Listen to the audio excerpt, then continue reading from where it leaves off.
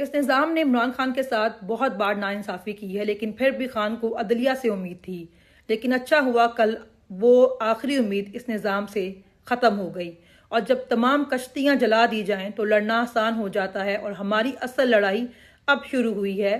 अब आपकी जिम्मेदारी बनती है कि आपके हल्के से पीटीआई का जो भी उम्मीदवार खड़ा होगा उसकी कैंपेन आपने करनी है। उसको जो भी इंतखाबी निशान दिया जाएगा उस निशान को निशाने हैदर आपने बनाना है।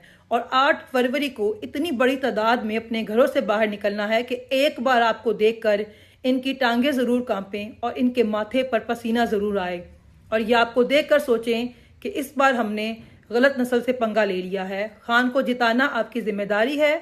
आपका वोट खान की इमानत है और आप पर कर्ज है उन तमाम लोगों का जिन्होंने इस हकीकी आज़ादी के सफ़र में तकलीफ़ें बर्दाश्त की हैं।